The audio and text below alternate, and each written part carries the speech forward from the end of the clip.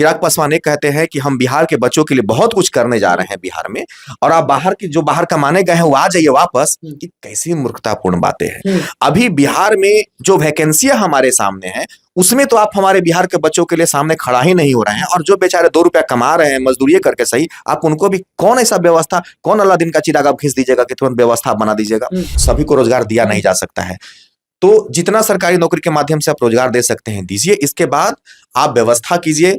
ऐसा आप यहाँ पे फैक्ट्री बैठाइए और भी व्यवस्थाएं कीजिए। अब तो भूख हड़ताल पे वो बैठ गए हैं, आज दूसरा दिन है।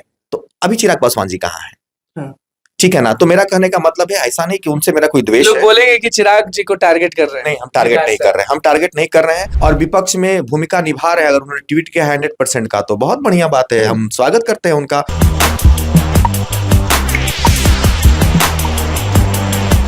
देखिए, शिक्षा विभाग में बहुत सारी चीज जो है वो फंसे हुए हैं। एससीईटी की बात करें, बीटेट की बात करें, सारा मामला फंसा हुआ है भैया। कोई कहता है कि अब होगा तो कोई कहता है तब होगा। नमस्कार, मैं हूं निकुल तिवारी और आप वॉइस हब देख रहे हैं। हमारे साथ विकास सर मौजूद है। अब लोग कमेंट करने लगे हैं कि सर अगर बीटेट होता है ना तो सारा श्रेय आपको देते हैं कि क्यों कोई शिक्षक आवाज नहीं उठा रहा है बीटेट के लिए, कोई कुछ नहीं बोलता था, तब से आप बीटेट के लिए आवाज उठा रहे हैं, एससीईटी के लिए आवाज उठा रहे हैं। क्या कहना चाहेंगे बीटेट अभ्यर्थियों को जो अभी तक सपना देखते हैं, अभी तक आस में है कि हमारा बीटेट होगा और बीटेट होता नहीं? नहीं, ये ऐसा नहीं है। बहुत शिक्षक आवाज उठा रहे हैं। ये बड़प्पन है छात्रों का कि अगर क्रेडिट की इसमें कोई बात नहीं है, ये छात्रों के हक में होना चाहिए। और हमको लगता है कि एसटेट हर हाल में होना चाहिए, क्योंकि एसटेट अगर नहीं होता है तो स्वाभाविक सी बात है, बीटेट अगर नहीं होता है तो स्वाभाविक सी बात है कि बहुत सारे छात्र जो है वंचित रह जाएंगे।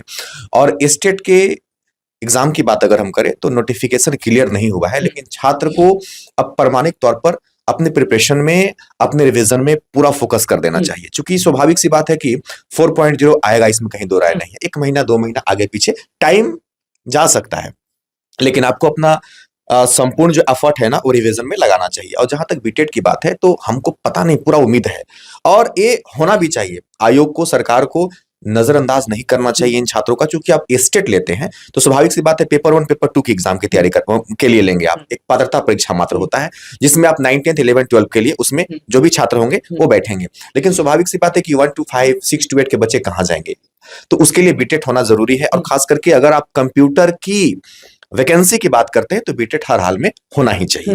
बीटेट हर हाल में होना चाहिए। अच्छा, अभी हाल में आप डोमिसाइल की आवाज उठाए थे, डोमिसाइल के लिए लड़ रहे थे, और अभी भी 5 जून को बहुत बड़ा आंदोलन होने वाला है।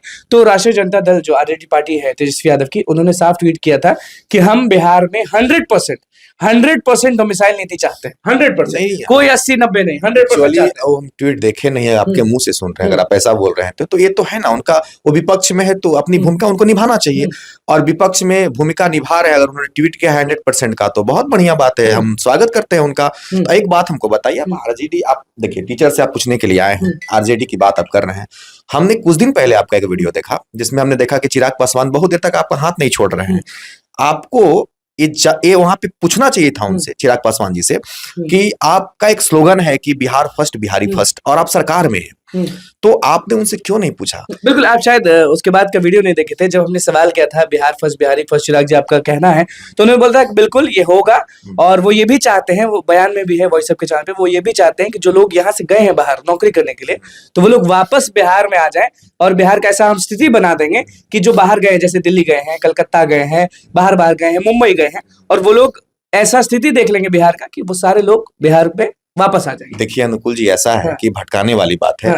जो वर्तमान की परिस्थितियां बिहार में जो हम दे सकते हैं उस पर बात ना करके, और बाहर के बच्चों को आप कि जो नौकरी बाहर कर रहे हैं, जो मजदूरी कर रहे हैं, वो अरे साहब, उस दिन बहुत देर तक शिक्षक अभ्यर्थी भी मिले थे, उन लोगों को भी यही आश्वासन मिला कि बिहारी हैं आप ना, आप लोग का हो जाएगा, क्योंकि हमारा एक ही नारा है, बिहार फर्स्ट बिहारी फर्स्ट। देखिए, अगर आरजेडी के ट्विटर हैंडल से ट्वीट हुआ है, हम बड़ा सम्मान से समझिए कि साधुवाद करते हैं जिसका कि विपक्ष की भूमिका उन्होंने निभाया और निभाना चाहिए, विपक्ष में उनको निभाना चाहिए। लेकिन चिराग पासवान जी, हमको थोड़ा सा इसलिए बुरा लगता है कि हम लोग तो आम आदमी हैं, हम लोग उनसे कांटेक्ट डायरेक्ट नहीं कर सकते हैं, लेकिन आप पत्रकार हैं, आप उनसे मिलते हैं, तो आप लोग तो आप बिहार के हैं।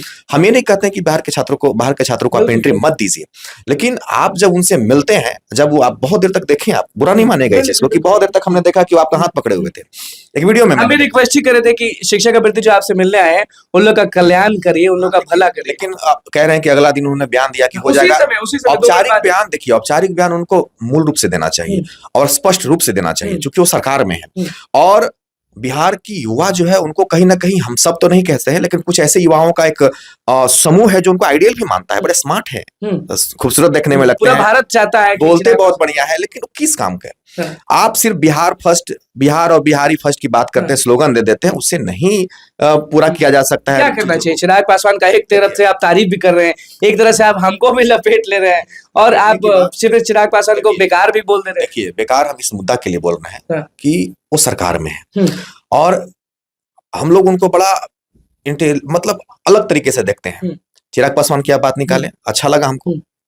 हम किसी सरकार की हिमायत है नहीं, हम शिक्षक हैं, स्वाभाविक सी बात है, अभी तक किसी पार्टी में जुड़े हुए नहीं है, तो 100% आप चेक कर सकते हैं। किसी भी आज तक कभी मैंने कभी भूमिका नहीं निभाई।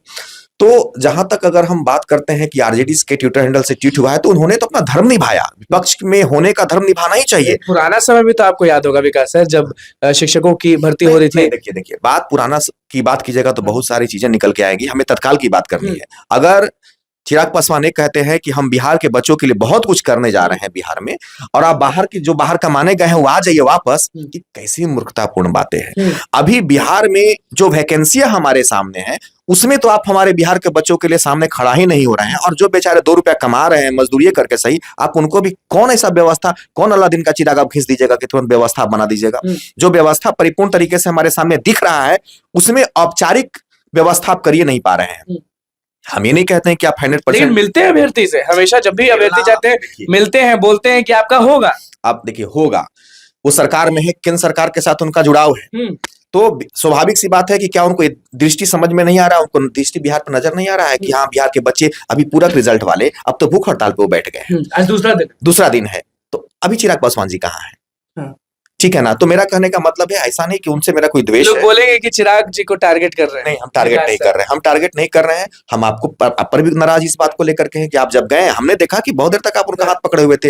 हम लोग आम लोग हैं, आम इंसान हम लोग हैं, आप लोग पत्रकार हैं, आप लोग चौथे स्तंभ हैं। आप लोग को भी वहां जब नेता मंत्री पकड़ाए ना, तो पकड़ लीजिए हाथ, बोले कि क्या साहब, क्या होना चाहिए, गरजना चाहिए वहां पे।